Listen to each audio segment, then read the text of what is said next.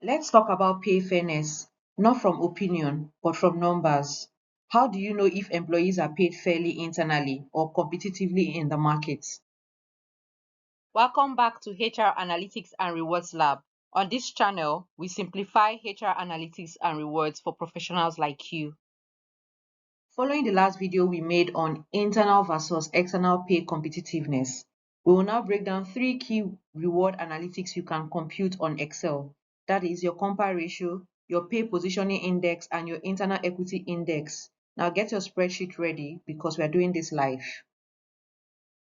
In today's video, you will learn what each of these metrics means, how to calculate them in Excel, and how to interpret them for smarter pay decisions. Alright, let's move to Excel and see how it is done.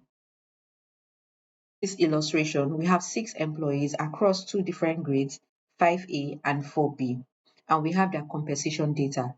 Remember what we said about data privacy. This particular document should be passworded and only shared with the relevant stakeholders. Now, on this particular Excel, we see that we have the current pay of these employees, what they are earning as of today, and then column D to G warehouses the market benchmark data that we have received for this industry, and that is the minimum pay, the midpoint, the maximum pay, and then the medium pay for these industries for this particular grade level. You can do it across roles, but for the purpose of this illustration, we are focusing on just grade levels for these 6 employees, and we are assuming that they are of similar functions. So the very first one we will try to analyze and show is the Compa-Ratio that discusses external pay competitiveness.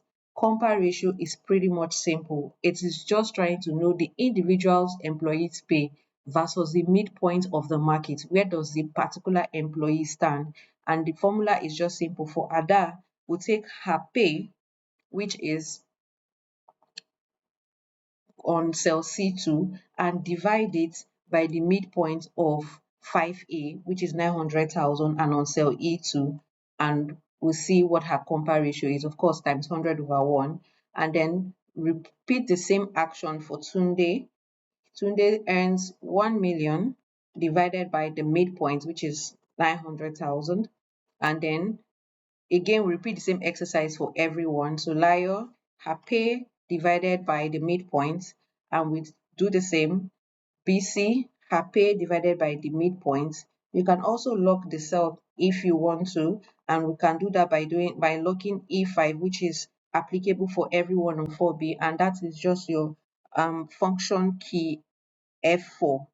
And so we'll do that function key F4, and then we lock our shade so that we can drag down. Now, if the data set is a lot, you might not immediately see those who are above the midpoint. So we'll use our conditional formatting like we discussed and say, okay, let's check all those who are above 100 and spotlight them. And we use the conditional formatting, we highlight and say, okay, values greater than 100%. So we'll say this 100% here. You can change the color, but I just want to leave it at this for the purpose of this illustration. You can change just the font color or the cell color, and we have this. So if there were 100, 200 employees, you can filter, you can sort, and then you can just highlight, so you can at a glance see those whose Compa-Ratio is above the midpoint. You can again do the same exercise to drill further for a particular grade level. So we are doing this for 4B, and we say, okay, instead of having the whole data set, maybe 200 employees, 1000 employees, we just want to focus on 4B. So 4B is 3 employees out of these 6 employees. The formula again is taking the pay of BC, which is on cell C5, can you see cell C5, and divide it by the midpoint of 4B, and lock that cell so that you can just easily drag down as against repeating the formula, fin F4, and to take it down. So this can actually help you spotlight the pay positions and the Compa-Ratio of every employee that is within the 4B grade level. And you can see this, you can illustrate it as a graph. And then you might want to say, okay, I want to see, maybe for the Compa-Ratio, we are good, individual versus the midpoint, but we want to check the average. Again, remember, you have a pay philosophy, which might say your average might be 50, or 75 percentile of the market, or even 25 percentile of the market. But remember, if you want to retain your employees, you need to be competitive enough. So we move to pay positioning index. So your pay positioning index is just average over average. So we are saying, what is the average of your current employees within a particular role, function, or pay grade divided by the market median, which is literally the market average. So now we are doing it per grade level. We have two grade levels in this illustration, and then we'll say the formula is this: average of the current pay of everyone on 5A divided by the market median, which we already have here, on cell G2 or G3 or G4. And then you have your answer there. And then repeat the same for 4B. And then you say, okay, what is the average of the current pay of everyone on 4B? Repeat the formula, say average of everyone on 4B. You select it, highlight everyone, and then you divide by the market median, which we already have on G5 to G7, and then you have it. You might say, okay, this graph does not really illustrate what I want to do. We want to put this on bar graph, so we also represent it like this, depending on your audience, depending on what you want to show, and the better visualization. And so since we have the market, the average of every employee within pay grades. So 5A, this 916,000 is the average pay, and for 4B, 725,000, the market median, like we have seen above. And you can visualize this using bar chart, and you can easily see, okay, for 5A, it is pretty much close, no much variation. So you're good on an average level, and then you're also good for 4B. For 4B, you might begin to consider salary reviews that would catch up with the market median, because it's a little low but not so significant that you begin to panic, because as this is average. And recall that we had employees whose Compa-Ratio was actually higher than the midpoint, so you're doing okay externally and you're competitive. However, it's also important that you want to check the internal competitiveness of employees. So as much as you are doing fine averagely, there might just be someone who earns way above their pay grade in a particular department, and you want to be able to check if this is as a result of either promotion or tenure, or it's just gross inequity. So in that regard, we would focus on internal equity index. Now, internal equity index is just focusing on the spread of employees' pay divided by the average of the employees' current pay. So I have three people in 5A. I want to see the spread. Then again, I want to divide it by the average of the current pay. So now, to check the spread, the formula is simple. We're going to take it as standard deviation. We take the standard deviation formula for the current pay of all the employees on 5A, and then we close the brackets. Again, we divide it by the average of the current pay of those same employees divided by average of those same employees, and then you close the brackets and you hit your enter button. So you have 8%. That's what the internal equity index is saying for employees on 5A.